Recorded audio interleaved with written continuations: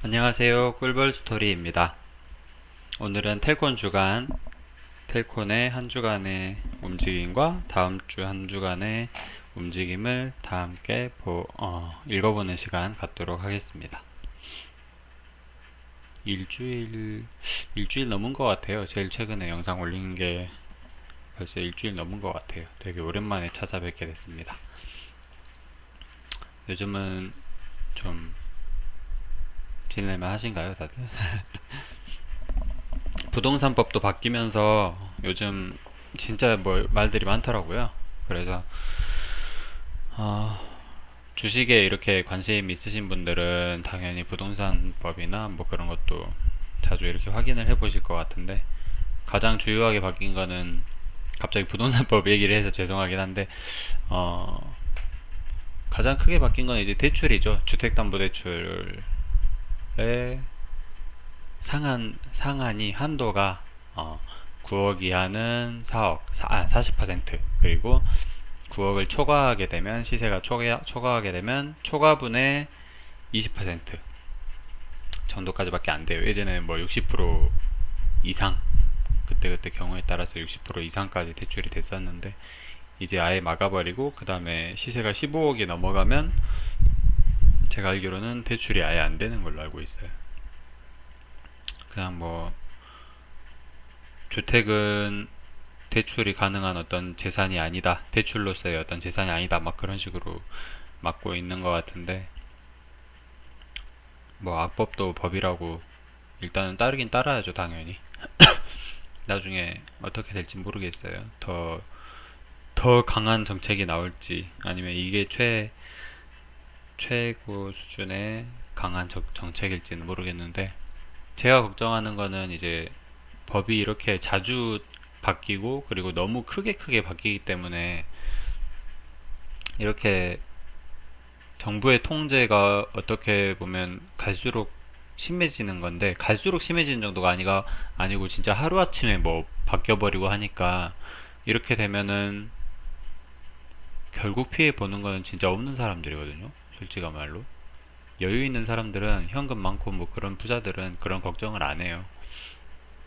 이 돈 빼서 저 돈에 갚으면 되고, 뭐 하면 세금 더 내면 되고, 뭐 그런 식으로 최악의 수가 그렇게 가정이 돼 있는데, 진짜 없는 사람들은 이 집 팔고 더 싼 데로 가야 되네. 이사비는 어떡하지? 당장 뭐 몇십만 원, 몇백만 원이 아쉽게 되는 상황이 생기는 거죠. 그 말은 뭐냐? 결국에는 기존 부자 동네, 기존 부자들이 사는 동네 집값은 더 오를 수도 있다. 그렇게도 보여지거든요, 저는. 근데 사람마다 보는 관점이 다르긴 하겠죠. 아,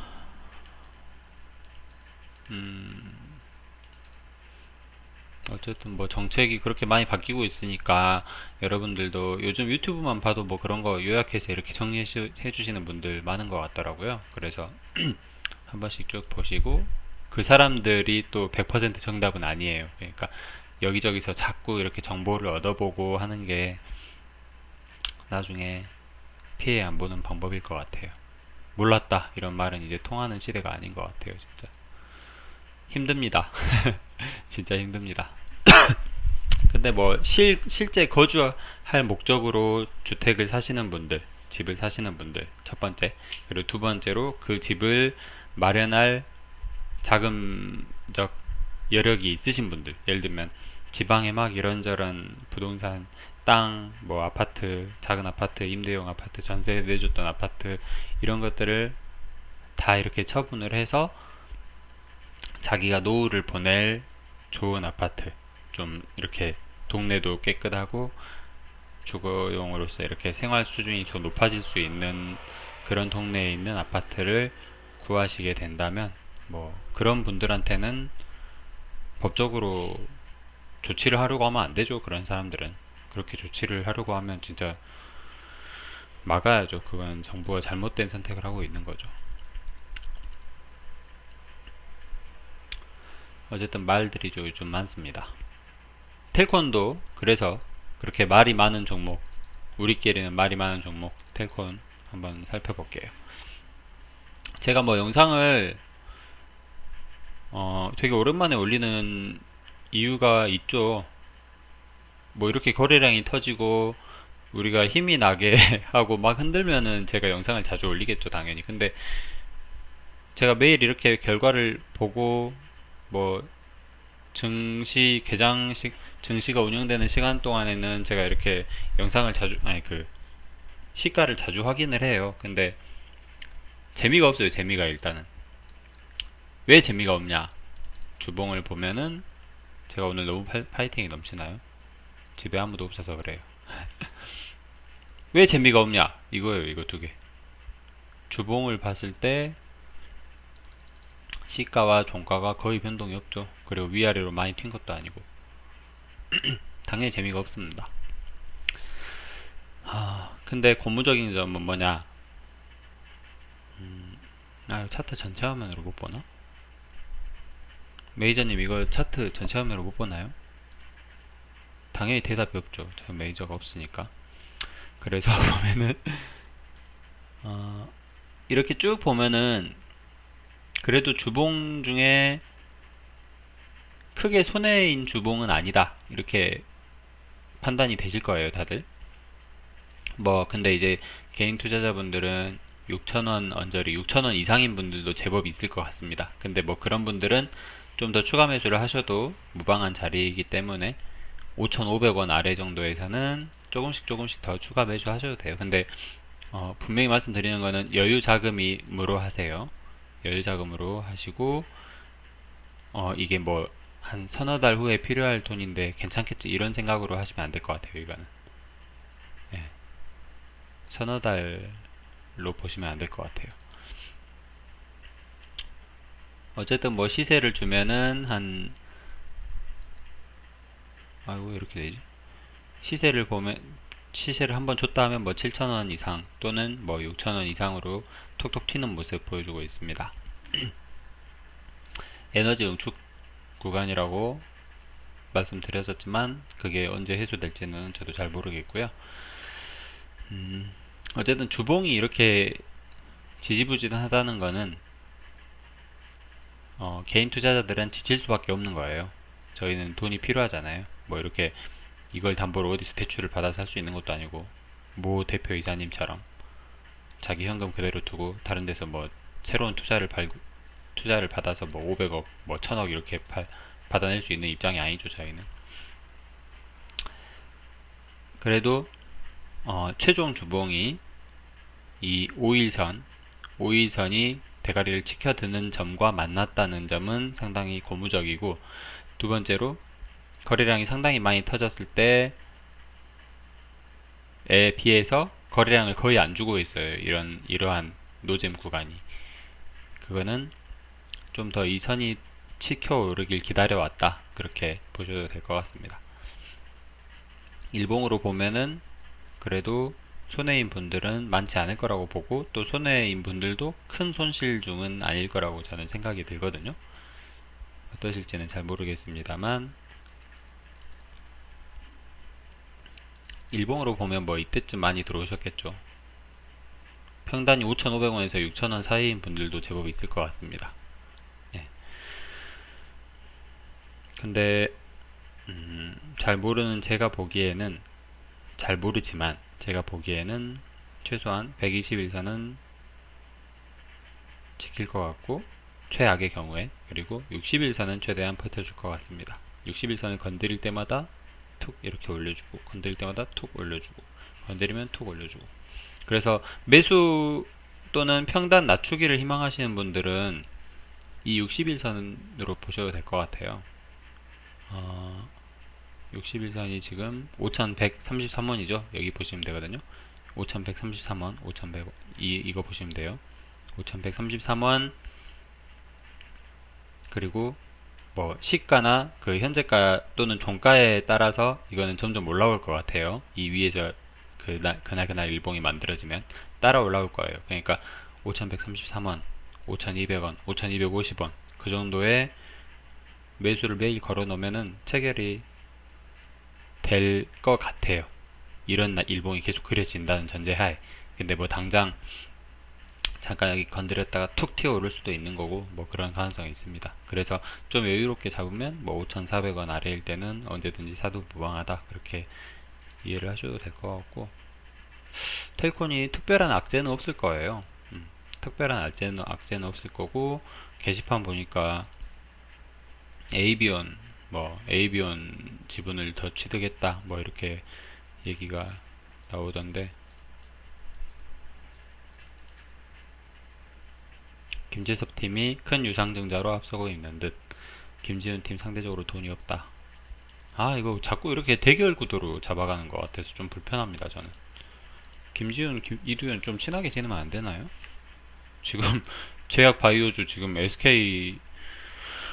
진짜 SK 바이오팜도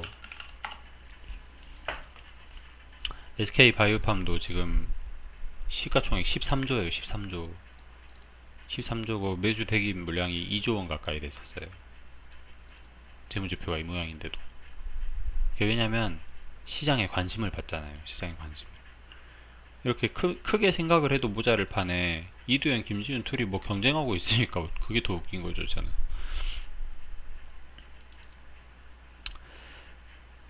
참 마음이 아픕니다.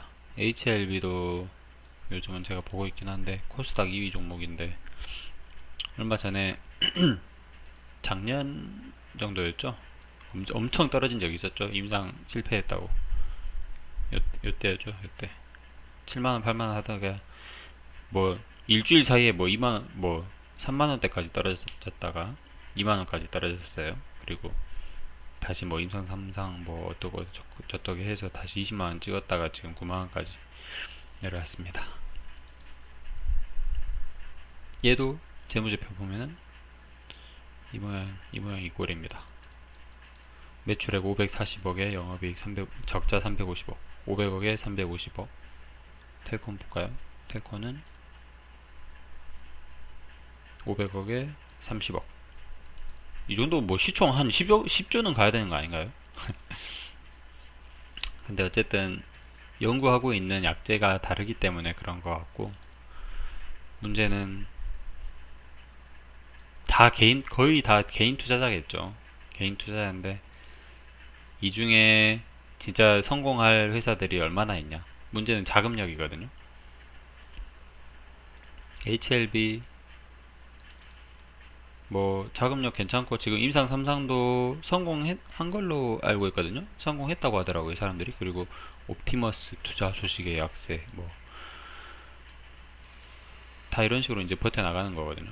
어디 다른 데에서 이렇게 자금을 끌어다가 살면서 1년 이렇게 버텨나가는 것 같은데, 텔콘이 빨리 좀 매출도 잡히고 파이프라인이 얼른 현실화 됐으면 좋겠어요, 저는. 지금 그 글 보셨나요? 이거 보시면은 이거 아니다. 포트폴리오 지기네, 주주들 지긴다. 비보존, 비마약성 진통제, 오피란제린, 엠마우스, 겸상적혈구 치료제, 엔다리, 이건 매출 잡히고 있죠. 바이오메리카, 진단 키트, 코로나, 휴머니젠, 사이토카인 폭풍 치료제, 이건 좀 큼직한 것 같아요, 지금.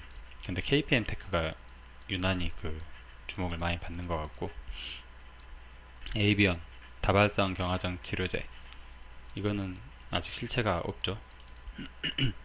적어도 오피란제리는 3상, 엔다리는 그 글루타민이 판매되고 있고 매출이 잡히고 있고, 바이오메리카는 투자를 했으니까 그 미국 증시 회사이기 때문에 어느 정도 가능성이 있고, 휴머니젠도 마찬가지고, 휴머니젠은 더군다나 길리어드 사이언스랑 연관이 있기 때문에 어느 정도 힘이 있고,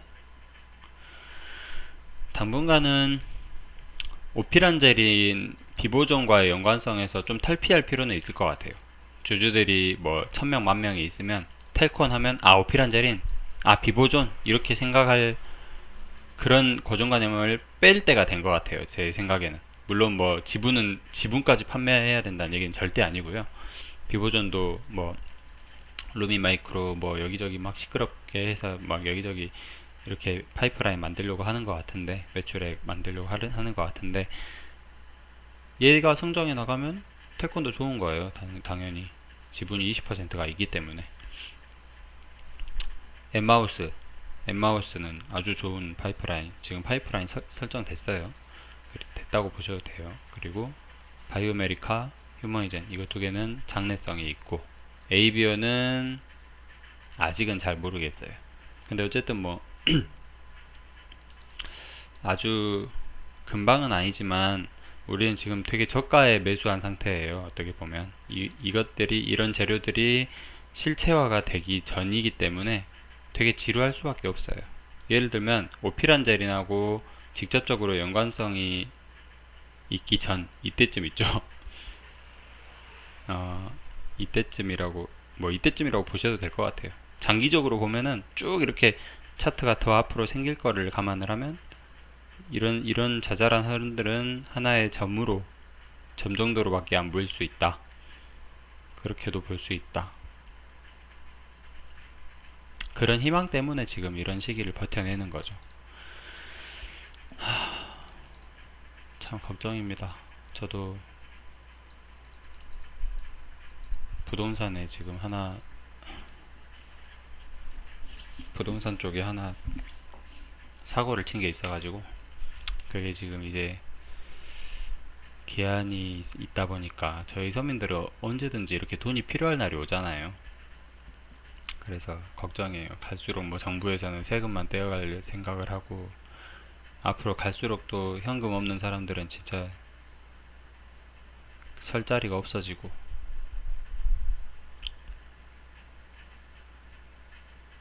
마음이 아픕니다. 그래도 좀씩 더 버티고, 어쨌든 저는 조만간 몇 가지 소식이 더 들릴 거라고 희망이 돼요. 이번 주나 이제 7월에는 진짜 뉴스들이 좀 나와야 돼요. 어느 정도는 7월에는, 6월에는 좀 이렇게 뭐를 다지는 듯한 뉴스가 나왔으면 7월에는 좀 더 큰 뉴스가, 뭐 6월 달에 뭐 뉴스가 한 10개 나왔다 하면 7월에는 좀 더 아주 큰 뉴스는 아니더라도 한 중하위 정도의 뉴스, 6월에는 하위 정도의 뉴스라 하면 7월에는 좀 중하위 정도 뉴스가 한 건 정도는 생기지 않을까 저는 기대를 하고 있거든요. 왜냐면은 특히 코로나 같은 경우에는 감염병이고 전 세계가 주목을 하고 있고 경쟁사들이 어마어마하잖아요. 파이가 크기 때문에. 그리고 언제든지 주목을 받을 수 있고, 코로나 치료제 개발됐다 시판한다 이렇게 하면 장난 아니거든요. 지금 길리어드 렌질루맙, 렌질루맙? 아무튼 그, 그 약이, 길리어드에서 만든 그 약이 지금 대박이잖아요. 어쨌든 그런 것처럼 파이가 크고 관심을 많이 받을 수 있기 때문에 속도전입니다. 속도전. 특히나 코로나 호흡기계 감염병이기 때문에 치료가 보통 한 달 정도 걸린다고 보면 돼요. 그리고 감염 기간은 뭐 2일에서 14일이고, 그러니까 백신이나 치료제 개발은, 연구 같은 경우에는 그 결과 자체를 도출하는 거는, 결과 자체가 나오는 현상 자체는 그렇게 오래 안 걸릴 것 같아요. 오래 안 걸리는데, 만약에 한 달 만에 이 사람이 다 나았어, 아니면 아주 안 좋게 나왔어, 그러면 그 연구는 끝나는 거고, 바로바로 끝나는 거고. 좀 좋게 나왔어 그러면은 한 달 정도 더 잡고 또 다른 연구를 또 해보겠죠. 그러니까는 한 달 또는 2달 잡고, 그 다음에 논문을 쓰고 뭐 연구 결과를 이렇게 정리하고 막, 그게 좀 시간이 오래 걸리겠죠. 근데 그것도 한 달 이상 걸리면 안 돼요. 근데 그런 뉴스가 텔콘에서는 나오기 시작한 게 6월 초였던 걸로 저는 기억을 하고 있거든요. 그렇기 때문에 7월 중순, 최소한 7월 초, 그 정도부터는, 그 정도에는 찌라시라도 뉴스가 좀 굵직한 게 나와야 됩니다. 예. 그리고 클로로킨, 뭐 말라리아 치료제 뭐 이런 거는 그냥 기습 공격으로 그냥 잊으시죠. 다들 잊어두시고, 나중에 뭐 아니다, 실패했다는 거 아니다, 진짜 효과 있다더라, 효과 있는 걸로 확정이 났다, FDA에서 인정을 했다, 그래서 판매 개시한다, 치료제로 정식 인정됐다, 2차 치료제로 뭐 3차 치료제로라도 인정이 됐다 하면, 그때는 모르겠습니다. 그때는 이렇게 반응이 쭉쭉쭉쭉 나올 것 같은데, 그게 아니라면 뭐 이렇게 단타적으로 뭐뭐라 하더라, 프랑스에서 뭐 영국에서 남미 어디에서 있다고 하더라. 어느 대학교 연구 논문이다. 그런 게 나오면서 막 5% 10% 이렇게 오르면 그냥 일부 매도하시고, 자기가 갖고 있는 게 뭐 5천 주다 하면은 뭐 한 500주 정도 이렇게 팔아 두시고, 좀 기다렸다가 다시 내려오면 그때 사시고, 그렇게 하는 게 좋을 것 같아요. 텔코는 애초에 그렇게 해야 돼요. 예. 그러니까 저 같은 경우에도 한 5천 주 정도 있다고 하면 한 500주 정도로는 이렇게 좀 팔고, 다시 한 550주 사고, 500주 팔고 550주 사고, 뭐 이런 식으로 하고 있거든요, 대응을. 그렇게 하다 보니까 그 CMA 그 증권 그 프로그램을 이렇게 보면은 매수 매도 구간을 제가 볼 수 있어요. 제가 과거에 매수했던 구간. 그래서 마우스 딱 올려보면 몇 월 며칠 얼마에 몇 주 매수. 이때 보면은 몇 월 며칠 얼마에 몇 주 매도 이렇게 뜨더라고요. 매수 매도 매수 매도 매수 매도 매수, 조금 뭐 10주 100주라도 매수 매도 매수 매수 매수 매도 매수 매도 매도 매도 뭐 이런 식으로 보이면 마음이 일단 편합니다.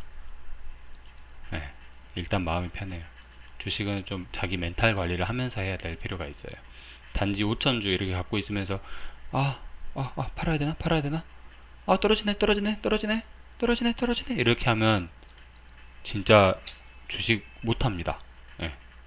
그래서 오늘 텔콘 주간 스토리로라는 제목으로 영상을 만들긴 했는데 얘기가 좀 많이 샜어요. 근데 뭐 끝까지 보신 분들께는 진짜 제 팬이라는 이렇게 생각으로 항상 감사함 느끼고 있습니다. 댓글 남겨주시면 감사하겠습니다. 푹 쉬세요.